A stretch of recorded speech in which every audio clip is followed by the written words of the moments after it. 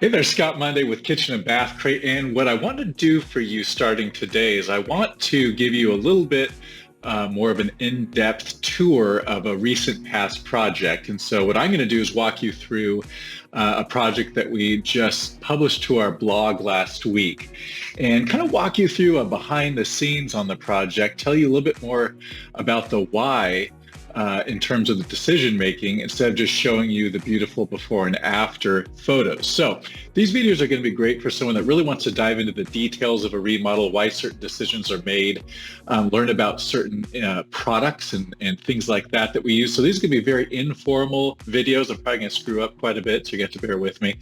But I want to do a screen share with you to kind of walk you through this project from a before and after perspective.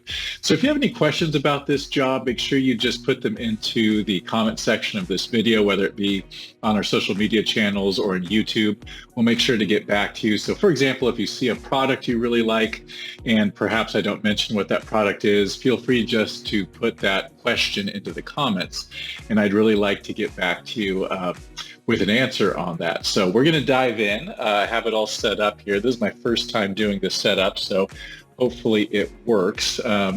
So I think you're going to see me pop down into the bottom corner of this video. And yeah, so here we go. I got my cheat sheet here with all the finishes. I got my LaCroix. Today's LaCroix is berry flavored. LaCroix, very polarizing drink. There's those that love it. There's those that hate it. I know someone that said, you know, it basically tastes like water with someone dropping a single berry into it. And their point was it doesn't have any flavor. That's Jake, our director of operations. I don't really listen to him much. So anyway, okay, so we're gonna walk through this project. This is kbCRATE Custom Hansen Road in Tracy. And this home was built in 1986. And I'm bringing that up is because I want to do a better job of walking through the decades of homes and why they tend to trigger certain design decisions. In the Northern California region where we work, there's some really significant commonalities to decades of homes. And so you'll see some of those in this 1986 kitchen. And if you join me for these videos in the weeks ahead, I think you and I will start to see trends through the 80s, the 90s, the 2000s, and even backwards into the 70s, 60s, 50s. We don't do very many projects of homes built before 1950, just not what we do. But here we go. So we're going to walk through this project together. So when we arrived on the scene, here we go.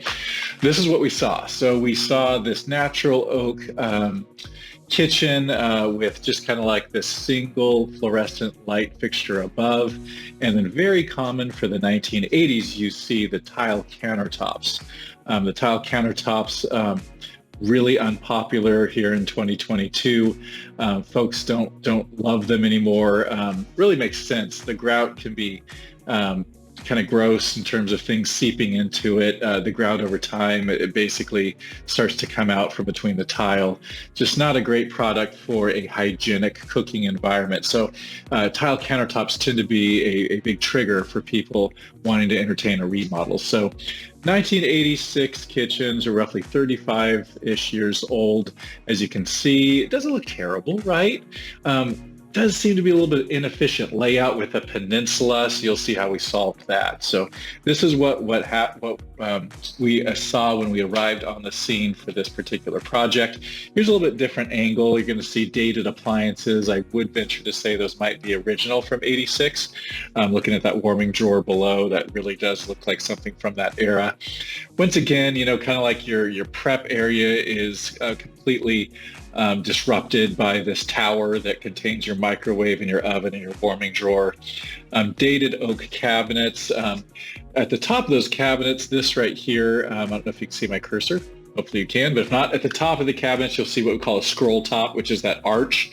It's either a single arch or in this case, kind of like comes in and then arches. Scroll top is very common for the 1980s and something that people usually want to get rid of.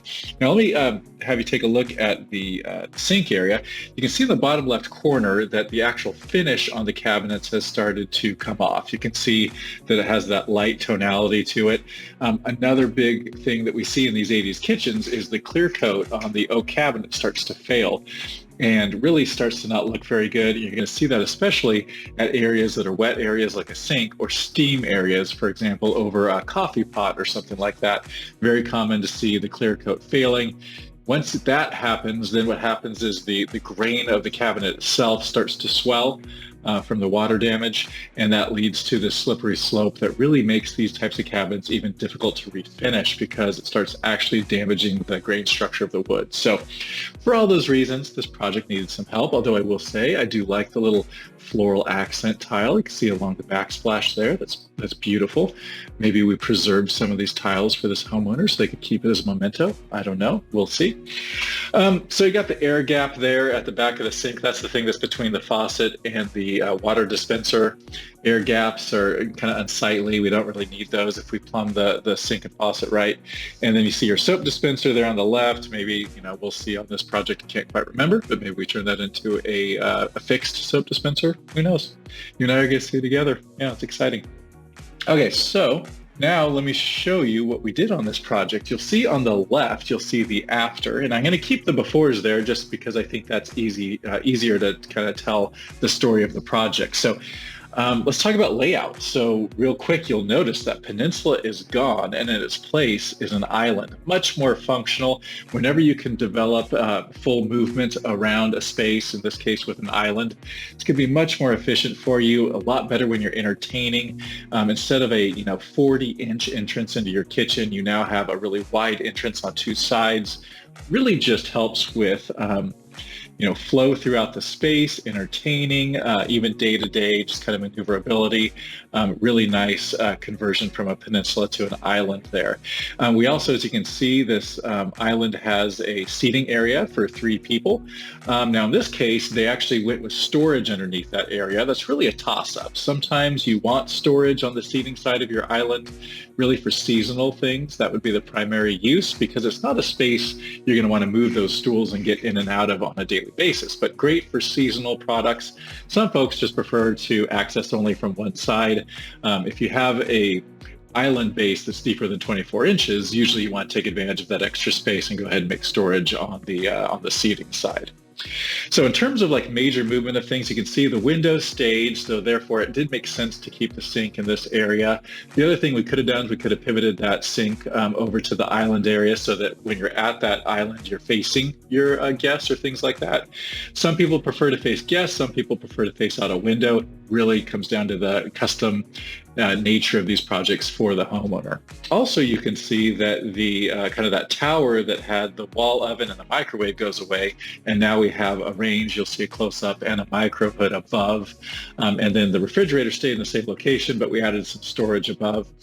And we're going to kind of move on to the next picture. Here's a different angle. Now, I did want to talk about this countertop material. We do a lot of kind of marble look countertops in quartz and some other things, but this is actually a natural stone. This is a Bedrosian's Eclipsed Leathered Granite. So this granite is beautiful. You can see there's a ton of movement in it. And if you can kind of reach out and touch this granite, you feel the leathered finish, which is kind of like a smooth finish.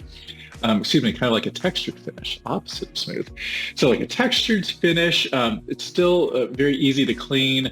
It's not really pitted. It will have a few pits in it, but it's not too pitted. It's very easy to clean up, but it really creates this nice feel when you put your hands on it. I do have part of my kitchen personally has a leathered finish. Really enjoy that.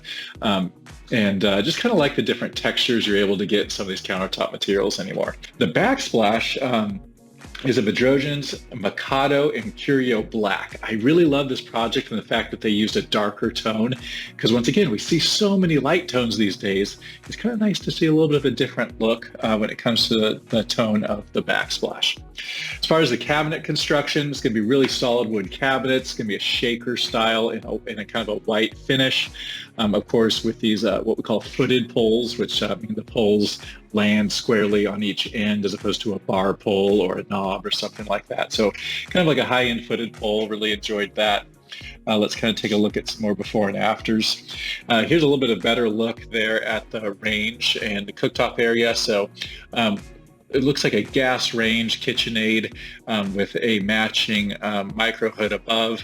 And then you can see the designers on this project actually switched up the backsplash accent and went with the Mikado chevron. So there's a chevron pattern right there coming from the range up to the micro hood, and then kind of more of a horizontal subway pattern with the rest of the backsplash.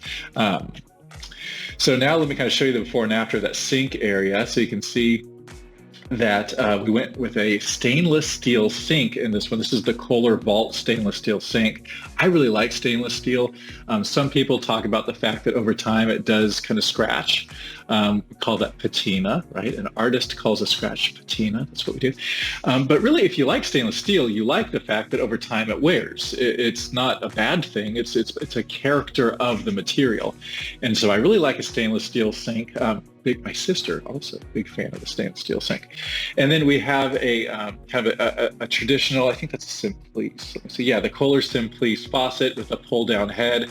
I really like the Kohler brand of the pull downs because this is going to be super nerdy for you, but the retracting hose really sucks up nicely and has a magnetic pull there.